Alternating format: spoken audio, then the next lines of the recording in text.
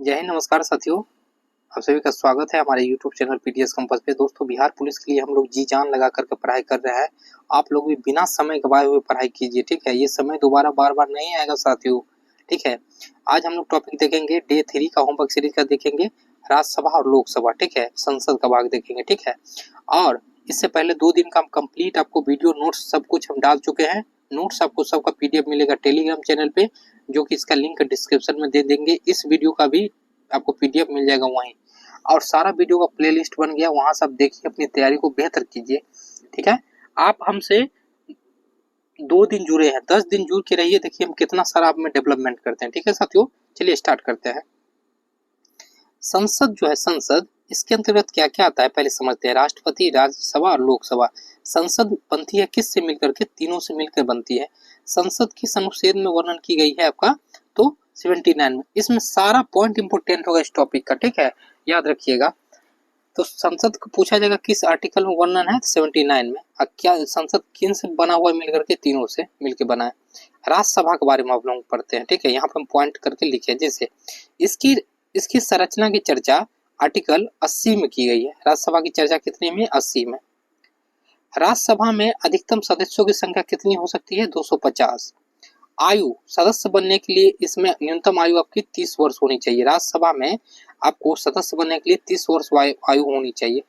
वर्तमान समय में सदस्यों की संख्या कितनी है? 245।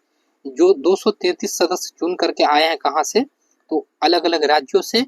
12 सदस्यों को क्या किए हैं? राष्ट्रपति मनोनीत किए। देखिए, राज्यसभा में होता क्या है कि अगर टोटल सदस्य जितना है, 12 सदस्य को राष्ट्रपति मनोनीत करेंगे, ठीक है। ये क्वेश्चन बिहार पुलिस में पूछा गया है, हम आपको डाल देंगे टेलीग्राम पे, देखिएगा कि 12 सदस्य को राज्यसभा में कौन मनोनीत करते हैं? तो राष्ट्रपति। जैसे कला के क्षेत्र में, साहित्य के क्षेत्र में, विज्ञान के क्षेत्र में, जैसे मान लीजिए सचिन तेंदुलकर को कुछ दिन पहले मतलब कि खेल के क्षेत्र में उन्हें सेलेक्ट किया गया था, ठीक है, याद रखिएगा। राज्यसभा एक अस्थायी सदन है।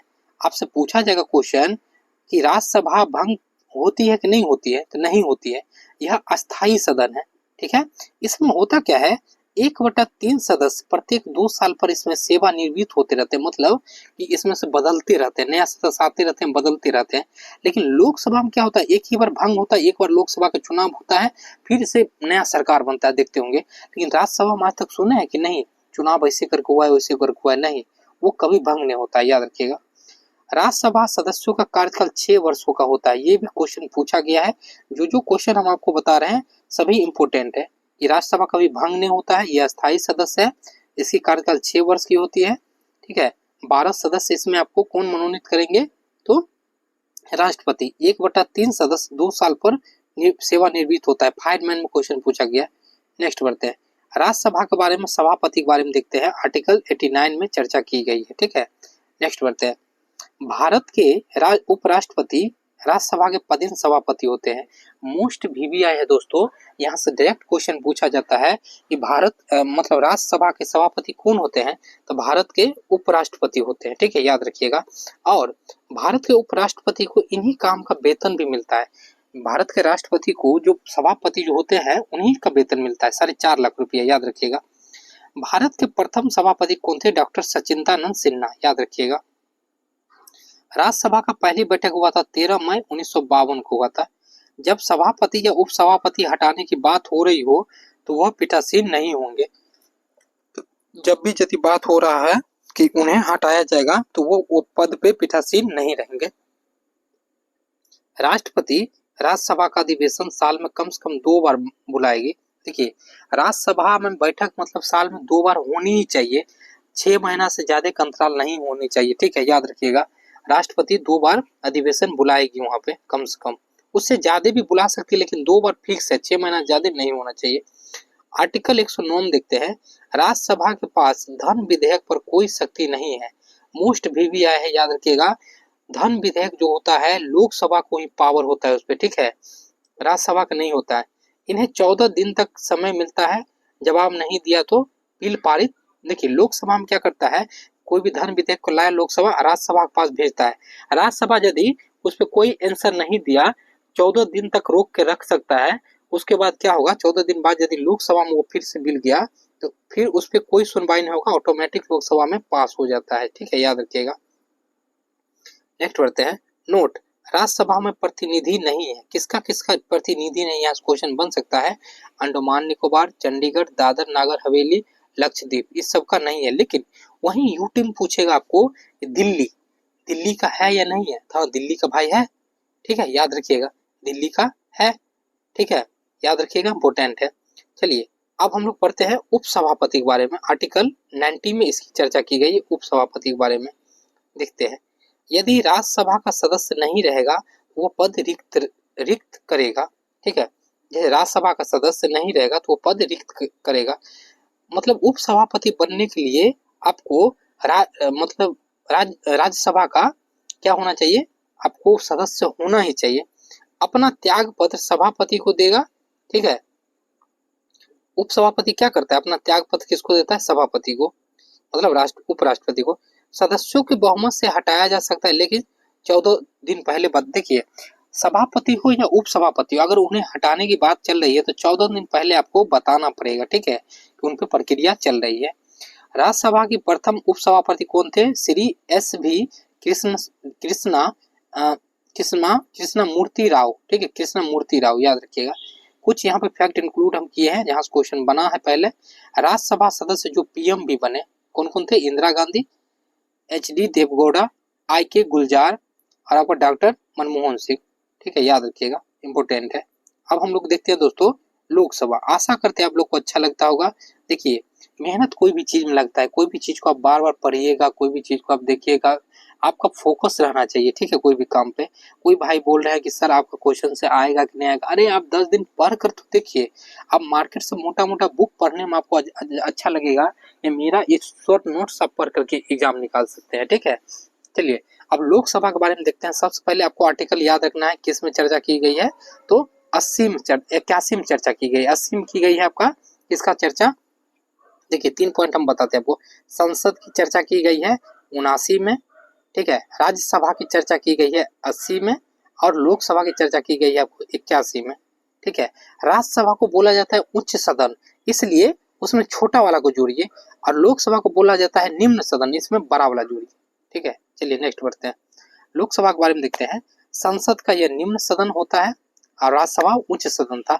लोकसभा भंग हो सकती है, जानते हैं, जब प्रधानमंत्री, जब लोकसभा का कार्यकाल 5 साल पूरा हो जाता है तो क्या होता है, ये आपका भंग हो जाता है, फिर से चुनाव लोकसभा का होता है, फिर से नया सरकार बनती है, आप लोग जानते होंगे। लेकिन राज्यसभा में ऐसा नहीं होता है। नेक्स्ट बढ़ते हैं। योग्यता क्या क्या होता है लोकसभा बनने, लोकसभा चुनाव के लिए। देखिए, भारत का व्यक्ति होना चाहिए, आयु 25 वर्ष होना चाहिए चुनाव में खड़ा होने के लिए, वह पागल या दिवालिया नहीं होने चाहिए, और कोई लाभ के पद पे नहीं होना चाहिए।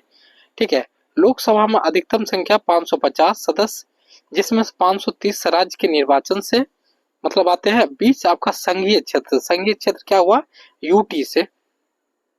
चलिए नेक्स्ट बढ़ते हैं। जैसे यहाँ पे पॉइंट देखिए, वर्तमान में 543 सदस्य है। ठीक है, 543 सदस्य है लोकसभा में। और यहाँ पे हम लोग देख लेते हैं, लोकसभा में आरक्षित सीट, लोकसभा में जो आरक्षण दी गई है अनुसूचित जाति अनुसूचित जनजाति के लिए, वो देखते हैं। आपका 84 सीटें हैं अनुसूचित जाति का, मतलब एससी जिसको बोलते हैं। अनुसूचित जनजाति के लिए 47 सीटें हैं। जो क्वेश्चन यहाँ से नहीं बनेगा, नहीं बना है, लेकिन इम्पोर्टेंट है, याद रखिएगा।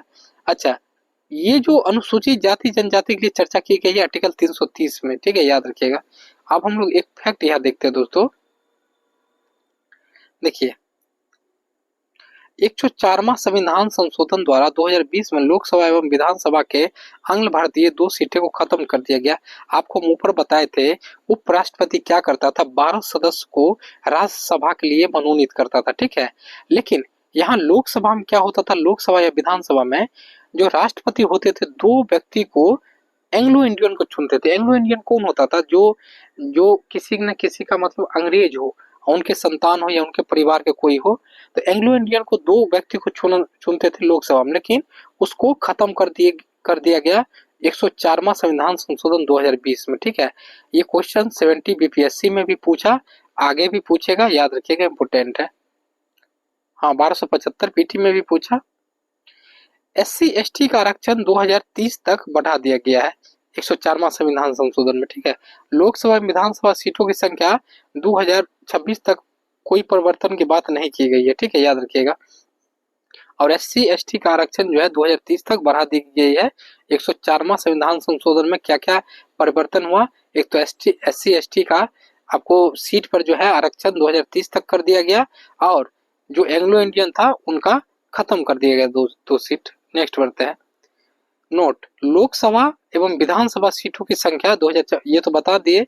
लोकसभा में चुनाव देने की आयु कितनी? 18 वर्ष, ठीक है। यह 61वां संविधान संशोधन 1889 में हुआ। इससे पहले 21 वर्ष था। कार्यकाल 5 वर्ष की होती है। लोकसभा की कार्यकाल कितने वर्ष की होती है? PM कितने साल के होते हैं? 5 वर्ष के। नेक्स्ट बढ़ते हैं। मंत्री परिषद लोकसभा के प्रति उत्तरदायी होती है। क्वेश्चन आपको डायरेक्ट आएगा कि मंत्री परिषद किसके प्रति उत्तरदायी होता है, लोकसभा या राज्यसभा? अब मानिएगा लोकसभा, ठीक है। PM के परामर्श पर राष्ट्रपति समय से पहले आपको लोकसभा LS हम लिखे हैं भंग कर सकती है, ठीक है। अगर PM बोल दे कि देखिए सर, हमारे पास जो बहुमत है उसमें कुछ गड़बड़ी है या ऐसे वैसे है, आप लोकसभा को भंग कीजिए, फिर से चुनाव होगा, तो राष्ट्रपति भंग कर सकते हैं। क्योंकि लोकसभा के प्रमुख नेता जो होते हैं वही PM बनते हैं। आपातकाल की स्थिति में कार्यकाल में वृद्धि की जा सकती है। जैसे मान लीजिए 5 साल का समय है लोकसभा का, 5 साल पूरा हो गया, ठीक है, लेकिन देश में युद्ध चल रहा है, आपातकाल की स्थिति आ गई, तो लोकसभा की कार्यकाल को 1 साल तक एक्सटेंड किया जा सकता है, ठीक है। लेकिन अगर वो चीज हट गया तो मात्र 6 महीना के लिए किया जा सकता है। नेक्स्ट बढ़ते हैं। यहाँ पर कुछ कुछ पॉइंट हम लिखे। देखिए, सबसे अधिक मतदाता वाला क्षेत्र आपका दिल्ली हो जाएगा, सबसे कम मतदाता वाला क्षेत्र लक्षद्वीप, क्षेत्रफल से सबसे बड़ा लोकसभा आपका लद्दाख हो जाएगा। नेक्स्ट बढ़ते हैं। राज्यसभा एवं लोकसभा के संयुक्त अधिवेशन 108 के अनुसार राष्ट्रपति बुलवाते हैं। देखिए, कोई बिल मान लीजिए राज्यसभा में, जैसे 3 तलाक का बिल था, ठीक है, 3 तलाक था, अब मान लीजिए लोकसभा में पास हो गया, राज्यसभा में जाके रोका हुआ है, तो मतलब कि वहां पे राष्ट्रपति होते हैं। कोई भी जो बिल बनता है ना, बिल बनता है, लोकसभा में पास होता है, राज्यसभा में पास होता है, राष्ट्रपति उस पर साइन करता है तो वो बिल बन जाता है। तो राष्ट्रपति कहेगा कि क्यों रुका हुआ है वो बिल, बताओ तो दोनों को बुलाते हैं, वो उसे बोला जाता है संयुक्त अधिवेशन। आर्टिकल 108 में ये चर्चा की गई है। ये बार बार ये क्वेश्चन पूछा गया है, संयुक्त अधिवेशन की चर्चा किस आर्टिकल में है? आर्टिकल आपका 108, ठीक है। संयुक्त अधिवेशन कौन बुलवाते हैं? तो राष्ट्रपति बुलवाते हैं, याद रखिएगा, ठीक है। दोनों को क्या करते हैं? राष्ट्रपति बुलाते हैं और दोनों के जो अध्यक्ष होते हैं उनसे बातचीत करते हैं, विमर्श निकाल के उस चीज को खत्म करते हैं, ठीक है। लोकसभा की 2 बैठक का अंतर 6 माह का होना चाहिए। राज्यसभा में भी वही बात है, इसमें भी यही बात है। 6 महीना से ज्यादा समय आप नहीं ले सकते, 6 महीना में होना चाहिए। लोकसभा की गणपूर्ति या कोरम कुल सदस्य का 10वां भाग होता है, मतलब 55। ये 550 कुल सीटें हैं, तो कोरम उसे कहते हैं कि कम से कम इतना सदस्य होना चाहिए, 55 सदस्य होना चाहिए, 10वां भाग, ठीक है, गणपूर्ति के लिए, ठीक है। गणपूर्ति के लिए 55 सदस्य, मतलब कि कार्यवाही जो स्टार्ट की जाएगी 55 सदस्य कम से कम संसद में होनी चाहिए। नेक्स्ट, संयुक्त अधिवेशन की अध्यक्षता लोकसभा अध्यक्ष करते हैं। अब आपको याद रखना है, संयुक्त अधिवेशन कौन बुलवाते हैं? तो राष्ट्रपति बुलाते हैं, लेकिन उसका अध्यक्षता कौन करता है? तो आपका लोकसभा का अध्यक्ष करते हैं, ठीक है, याद रखिएगा। मोस्ट वीवीआई क्वेश्चन यहाँ पे फंसाया जा सकता है। संयुक्त अधिवेशन कौन बुलाते हैं? तो बुलवाते हैं राष्ट्रपति, अध्यक्षता करता है लोकसभा का अध्यक्ष। नेक्स्ट, लोकसभा में अधिकतम एक दिन में तारांकित प्रश्न कितने पूछे जाते हैं? 20। आप लोग देखते होंगे संसद में एक पेज लेकर आता है, उस पर प्रश्न लिख करके कि हमारे यहाँ ये समस्या है, ये है, वो है, तो 20 प्रश्न आप एक दिन में पूछ सकते हैं। धन विधेयक लोकसभा का अंतिम निर्णय होता है। आपको पहले भी बोला है, धन विधेयक जो होता है लोकसभा ही उस पर अंतिम निर्णय लेते हैं।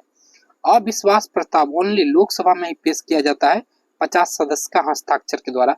देखिए, अविश्वास प्रस्ताव कौन लाता है? जैसे विपक्ष के लोग लाते हैं, तो यह आपका लोकसभा में ही पेश किया जाता है, राज्यसभा में नहीं। इस पे कम से कम 50 सदस्यों का साइन होना चाहिए। लोकसभा का अध्यक्ष, उपाध्यक्ष के बारे में देखते हैं। अध्यक्ष सदस्य में से एक व्यक्ति को चुना जाता है। देखिए, जो सदस्य होते हैं लोकसभा में, जैसे 300 सदस्य है, उसी में से एक व्यक्ति को चुन लिया गया, सदस्य बना दिया गया। प्रत्येक नए चुनाव के बाद नए स्पीकर बनते हैं, नए सदस्य बनते हैं। अध्यक्ष उपाध्यक्ष अध्यक्ष को त्याग पत्र देते हैं। यदि अध्यक्ष अपना त्याग पत्र दे करके जाएंगे तो उपाध्यक्ष को दे देंगे, उपाध्यक्ष त्याग पत्र देंगे तो अध्यक्ष को दे देंगे।